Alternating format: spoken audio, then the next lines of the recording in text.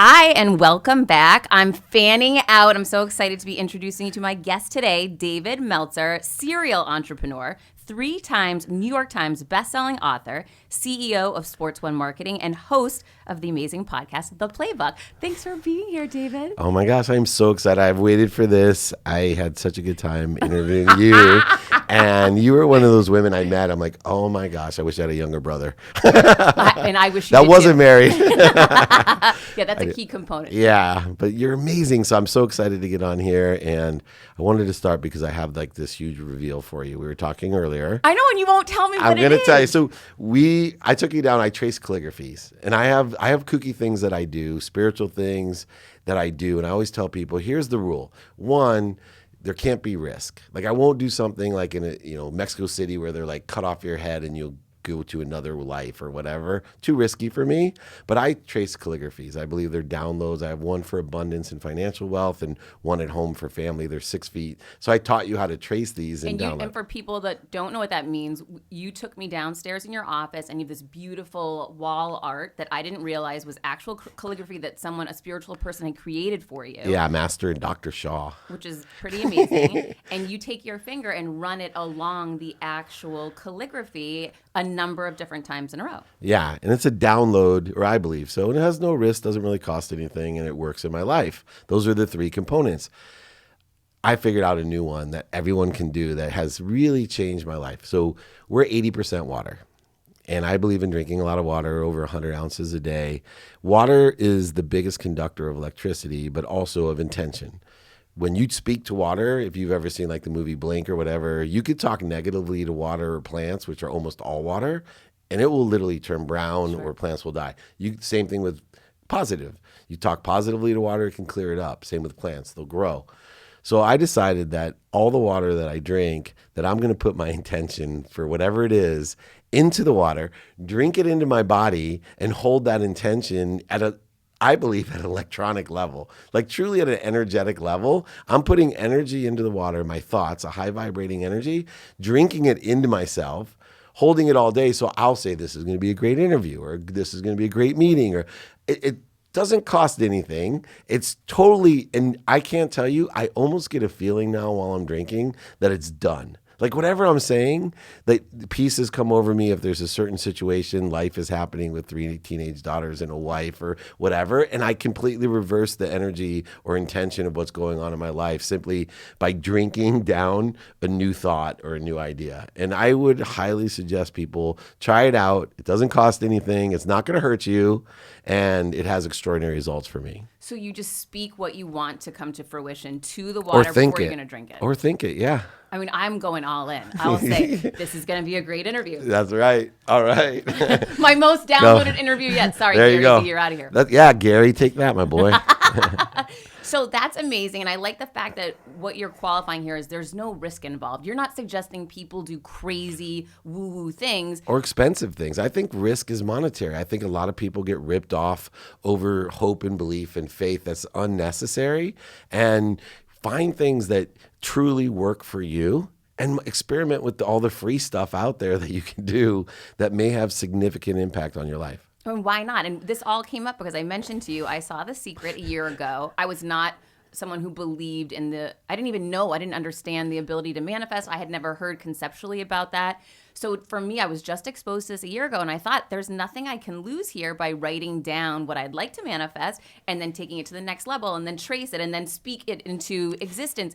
And learning about, opening your mind to learn about all these things has a domino effect. Wouldn't you agree that you start finding yourself having contact with other people who are masters in this or experts in this? Well, that's because there's a mathematical formula to this that I try to break things down to a really simplistic level. So what we pay attention to, and then we give it intention, creates the coincidences in our lives. And coinciding is a mathematical term to me. It's not an accident. It's 2 things that are perfectly coming together at a perfect time, the right way at a perfect time. So I'm very cognizant of what I pay attention to and the intention I give it so that I get the coincidences that I want in my life. And it really works as a mathematical equation. And I make it a consistent, persistent practice to pay attention to the right things. Now, here's where it takes another level for me is I thought about faith like I'm going to put faith in this. And that got really confusing because I aggregated what I think, say, do, and believe. And I even started looking at the unconscious competencies, my genetics of personality traits, characteristics, obsessions, and addictions, and how all these things were my faith. No religious context at all. Then I met a guy who wrote Atomic Habits, James Clear, and he talked about voting. And I started saying, faith is like voting. I'm just going to vote for what I want. And the biggest mistakes in my life, I'm always voting for what other people want for me. And then I'm pissed off when I get it. And I'm resentful when I get it. And I'm just very hard now. I know what I'm voting for, and I know it's going to be elected into my life. And so I keep voting for what I want. And if my mind tells me something that I don't want, I don't vote for it. And I see so many people voting for what they don't want and then really upset or resentful or offended when they get it, or even surprised. And so I think all of these things combine to voting is what I'm paying attention to. The intention's the action, right? So it's not just paying attention and saying, I want this or thinking about it. It's actually get off your butt. Don't sit at home high on your mom's couch sick. Do something about it. Be efficient, effective, productive, and accessible. We were talking earlier. I heard you, Dave doesn't like busy. No, I hate busy. Busy means unaccessible. I'm active. I have activity I get paid for, activity that I don't get paid for. I'm productive and accessible. I provide value, and I'm accessible to what I want and accessible to others. So how do you get to that place? Because I know you weren't this way your whole entire life, your That's whole for career, sure. right? So you went through some very hard times to get here. What are some of the things that you can point to that the listeners can take away so they can implement for themselves? That is great because I was lost. Even though I made a lot of money at a young age, I was a millionaire. A lot of money. A lot of money. Millions of dollars in your 20s. Lost, yeah. But I was lost. And I was, what I see as in an ego-based consciousness. So one of the tools that I started using was to define what that meant. Right, what people meant when they called me a narcissist, when they told me I was lost, or creating all these negative interferences or corrosions to whatever I was doing. And my wife and my mom were the leaders in telling me how I lost, and they were the biggest recipients of all my money, which is really ironic, right? And which I think causes problems in relationships. But I started to define these needs that I had that weren't humble needs, that were creating interference or corrosion to my happiness or to that which inspired me, to me accelerating and growing, because that's what inspiration does to us. When we're inspired, we accelerate and grow, we expand. So I started looking at my number one. I had a huge need to be right. And I started looking at... A lot of people have that. Yeah. And I wasted so much time, emotion, energy, and money on trying to be right. And then I had a need to be offended. And then I had a need to be superior. Then I had a need to be inferior. Then I had a need to be separate. And all together, right? These are just, I started identifying, I didn't need to be afraid. I didn't need to be angry, frustrated. I get choked up. I literally started looking at myself and stopping and saying, you're not happy, why? And I started practicing ending fear or this ego-based consciousness. I just started practicing it and saying, how long is it going to take me? I'm pissed off right now over nothing. How long is it going to take me to feel good again? And instead of trying to move through being angry or scared or resentful or offended or right, I would say, okay, I feel this way. How long is it going to take me to get back to over here where I feel good? This is a waste of time, energy, emotion, and resources and money. And I wasted more time, emotion, resource, and money over the ego-based stuff. And so I actually help people get back to center quickly. And I use the stop, drop, and roll philosophy that anytime my mind, body, or soul, or all three are on fire, I stop. I drop down to center to breathe. I'll take the 6 breaths of Buddha. There's a variety of things you could do. And then I roll, just like if I was on fire, I roll in the trajectory I want to go in. Not the one that caused me to get in these awful fights with the people that I love the most in my life. I look back at the first 10 years of my marriage. I don't know why my wife is still with me. Thank God she is. Yeah. But I'm like, what a moron. Like this woman is extraordinary. And I was looking and putting faith or voting for the things I didn't like in her. And I got more of those. And then I exacerbated the situation by focusing in, paying my attention, and putting intention into what I didn't want from her. And that's what I was getting. And all of a sudden, I started making the shift. And now we went out with Teddy Mellencamp and Eddie. They're friends, but they're married in those first 10 years. And, my wife said, "Oh, well, Dave and I probably have argued twice in the last 10 years." And she lit up. She's like, Wow. "Huh? Can you teach Ed?" I'm like, "Well, first of all, tell him how many times we argued in the first 10 years. She's like, "Twice a day." That's how much I was ego driven. I would hold on to things and focus in on the wrong things. Now I find the light in everything, and I try to understand things. I forgive it, and I pray for its happiness. What was the pivot moment for you? Was it going bankrupt? Was it mentally something that happened? That's awesome, because most people think it was the bankruptcy, which is not it at all. There's three things that I, looking back, realized made a major shift for me. The first was when my dad gave me a birthday present when I was 30. Yeah, my dad forgot my birthday when I was 10. He was my hero. He left my mom when he was 5. One of the biggest things I'm still processing guilt-wise is I would sit in the back of a station wagon, which my mom packed me a dinner with 5 of my siblings, and was working a second job after she was teaching to fill up greeting cards at the 7-Eleven. And I was in the back seat at 5, 6, and 7, calling my mom a loser, asking her why she wasn't more like my dad. And my dad was a rich, deadbeat dad who married a girl closer to my age than his. And my mom never said a word. You hear me choking up, because I sit there going, oh my gosh. So when I was 10, he forgot my birthday. I got pissed off because he lied to me and said he didn't believe in birthdays. And till I was 30, didn't get a present from him. And he finally gave me a gift, a jacket with no pockets. And I got pissed off and called him. I said, "What is this?" He goes, "It's a jacket." I go, "What's it for?" He goes, "To remind you that you're just like me." And I'm like, "What, an asshole? Like, I'm just like you?" He goes, "Yeah, you're an overseller, back-end seller, a liar, and manipulator, just like me." Oh my God. And I was like, I'm none of those things. I'm a good husband. I'm a good father. I'm nothing like you. I'm rich. I go, I'm successful. And he goes, no. He goes, you're just like me, and I don't want you. I want you to hang this jacket to remind yourself you can't take anything with you. I don't want you to be the richest man in the cemetery. You're lost. And I was like, so mad. I hated him. Ironically, today I always say I hated my dad for all the things I hated about myself. Then the second thing that happened was in the 4th grade, my best friend, Robbie, he asked my wife in 6th grade camp to go steady. And he asked her in front of everybody. He goes, "Will you go steady with Dave Meltzer?" He said, "No." She said, "No, tell him to ask me himself." This is the lady I married. So I threw an egg at her. That's how long I've been friends with Robbie. But 2 weeks before another event, my friend Robbie and I went golfing, and I asked him, "Why don't you hang out with me?" And he said, "Because I don't like who you hang out with." And I said to him real quickly, "Hey man, I'm not doing what those other guys are doing. We can hang out. I'm still the same person." And he said, "You can lie to me, but don't lie to yourself." That really killed me. And then 2 weeks later is when I came home wasted, drunk. My wife threatened to leave me, told me that I was lost, that I better take stock in who I was and what I wanted to become. The next morning, I went into my room figuring out how I was going to get divorced, how pissed I was, the need to be right, the need to be offended. I literally went through a list of how could she do this to me with all I've given her. And then it just hit me. All 3 of those things went through my mind. My dad was right. Sorry. My wife was absolutely right. My best friend was right. And it just came to me. And I got really depressed. I lied in bed. I remember going, how did I screw? And this was 2 years before I lost everything. I'd set it myself up for some great failures from being an egomaniac. But I literally lied there depressed going, I've ruined my life. Like, how could I be this foolish?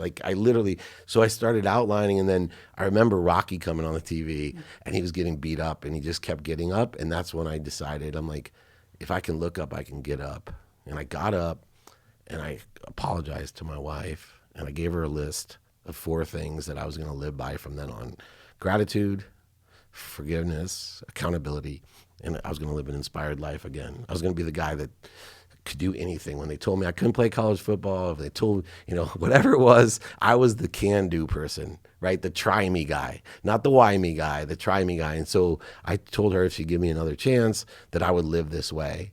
And sure enough, from that day, took me, and all of a sudden I watched The Secret, right? No, I was so resistant to all this stuff. And I met this lady that taught me to meditate in India. And then I started meeting all the people from The Secret. And then all these things happen, and I end up being in the place that I am in this amazing. The scariest part, people ask me, 2 years when I went bankrupt. 2 years after that, I worked for Lee Steinberg, the most notable sports agent. I was making money, but I was in a rented house, rented furniture. My wife was pregnant with our fourth child, 3 girls under 10. Terrified, my wife. I was not terrified at all. And she kept saying, This was the recession too, correct? yeah, 2008. So my wife kept saying, "You're not worried. That worries me." She said, "Are you okay?" I said, "Yeah, I'm fine." I got my check. I wrote a check and said, "Is this okay? I'm going to give this to Warren Moon, my business partner's charity for kids to go to college, at-risk kids." I said, because I couldn't have gone to college if someone didn't pay for me. And she looked at me and started crying, said, "Wow, you finally get it." And I was like, "You're okay with this?" She goes, "Yeah, I'm okay with that." She goes, "You finally trust the universe." I was like, "Yeah, I really get it. I do." And she goes, "Then double it."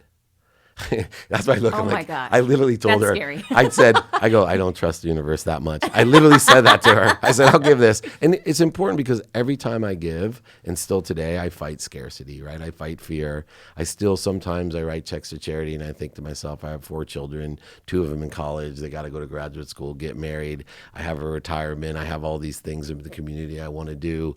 Should I be doing this today? And then I remember lying in bed, gratitude, and bam, abundance comes over. And I get choked up. People like, "Dude, doesn't work unless you cry." I'm like, no, I'm just emotionally connected. I truly live this way.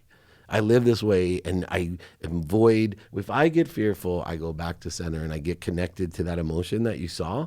Of that's the truth. The truth vibrates the fastest, and I'm okay with people thinking I'm vulnerable or whatever. I'm not. I'm just connected to what I think people need to learn to get out of their own way and experience this unbelievable, overwhelming feeling of giving. Why can't vulnerable be a positive thing, though? I think that is a wonderful thing. Yeah, I think my vulnerability makes me invulnerable. Exactly. Yeah. That's really where your power lies. Yeah, it's a superpower, and it's just being truthful. My life changed when I started illuminating who I truly am and stopped trying to pretend who I'm not. Boom.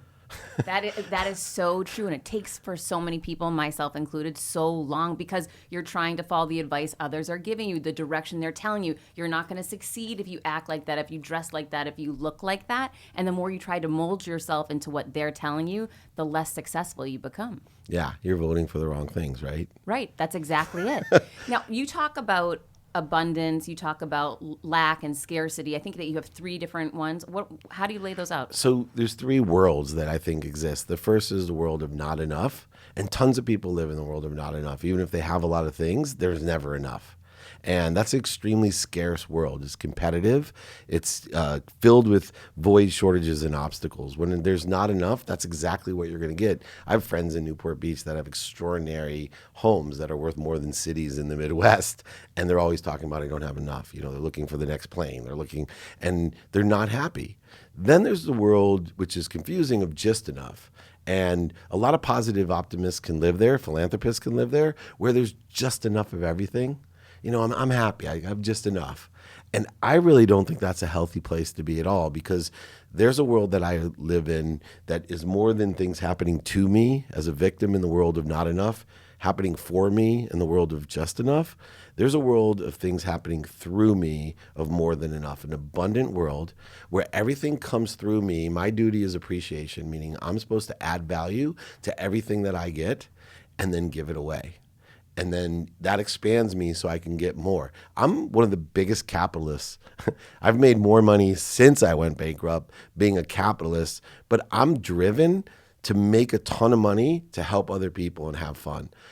Nothing is for me. It's all through me. I have a complete predetermined distribution system from my wife to my kids to my mom to my other relatives to my local community to my state to my country and even the world.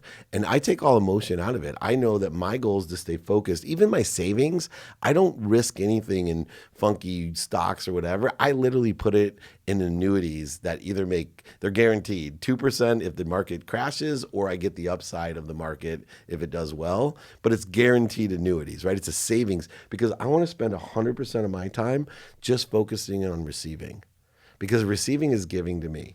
Every single dollar, everything that I receive, I have a plan, an intent that is going to go help somebody.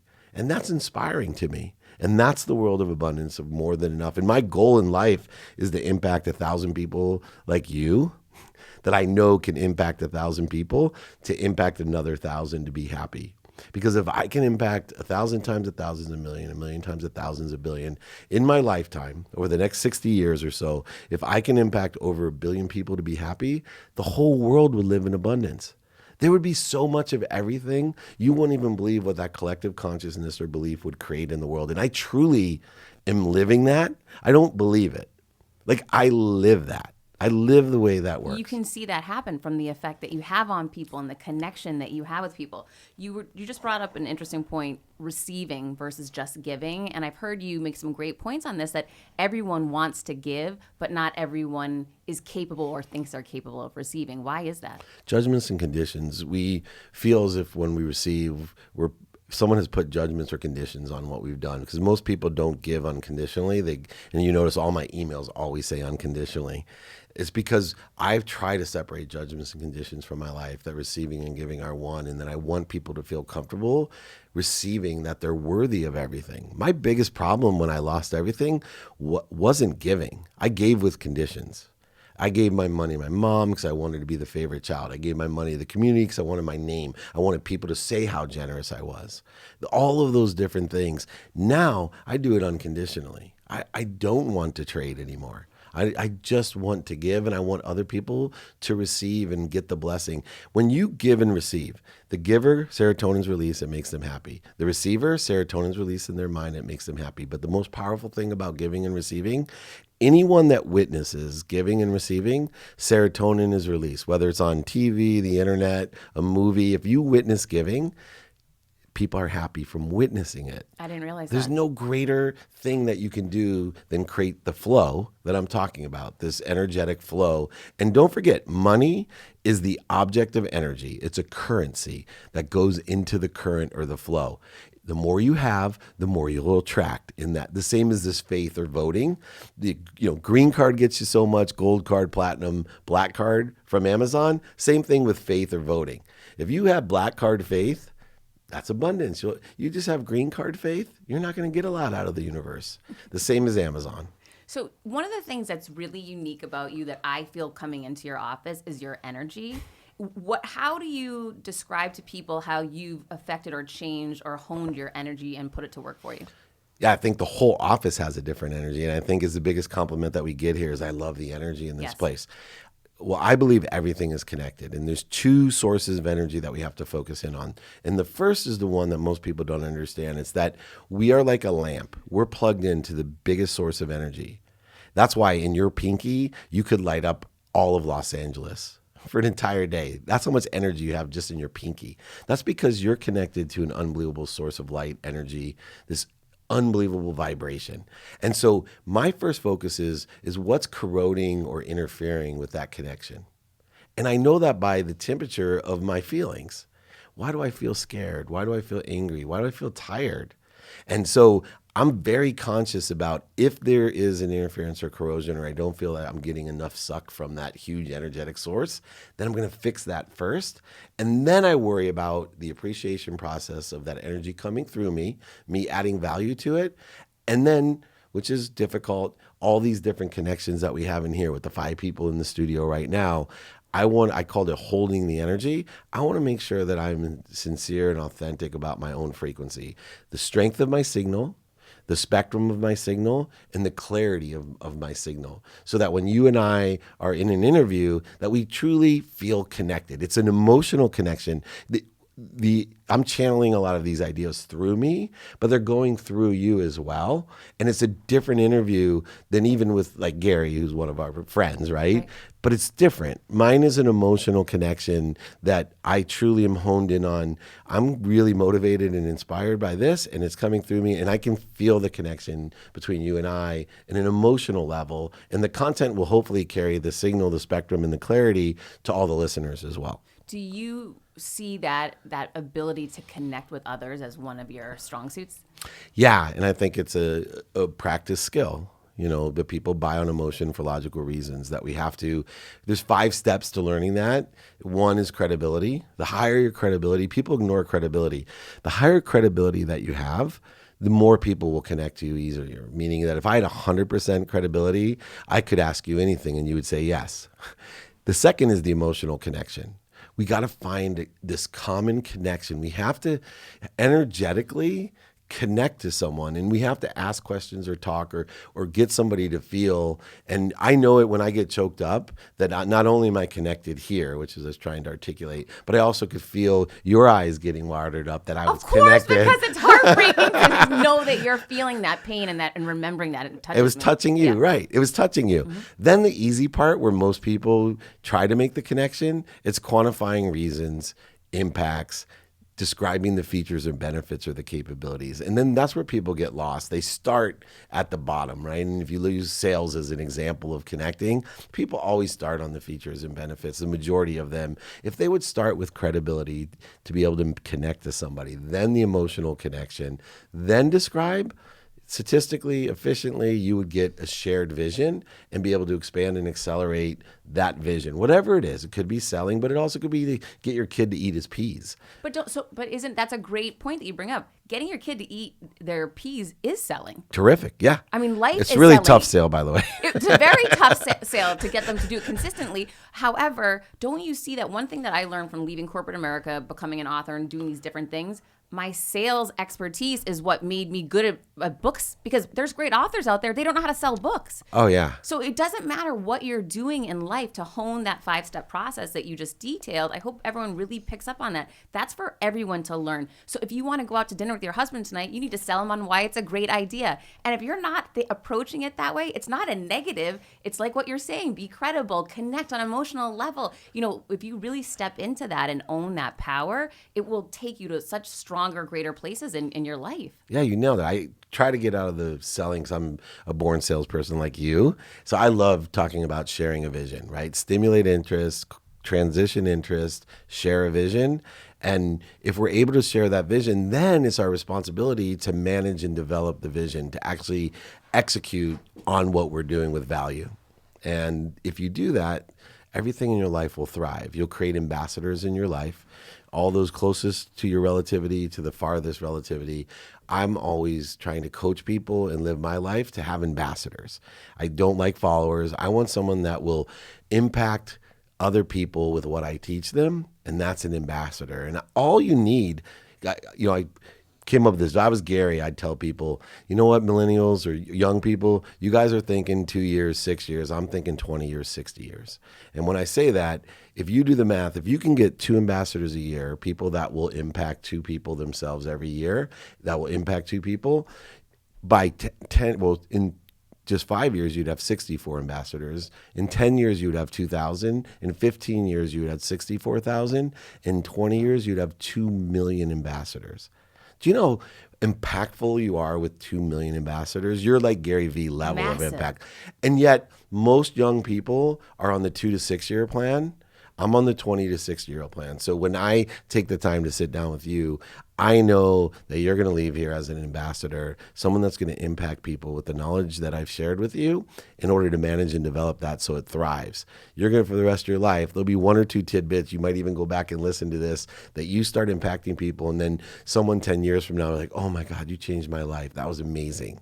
That's what I look for. And I think time is a variable that young people have to look at. But stop looking at things in 2 to 6 years. Look at it in 20 to 60, because you're going to live to 110. But I hear you saying that, and I'm putting myself in their shoes because I've been there. Yeah. Number one, you've been there too, right? At different times in our life. That was worse. For sure. And it's a tough position to be in. When I remember those moments, though, it was because the struggle was so real and so hard. It felt too overwhelming to look that far ahead. Does that make sense? Yeah, and 2, you don't have the situation. It's easy for an old guy to say, look 20 or 60 years when you've already worked for 25 years.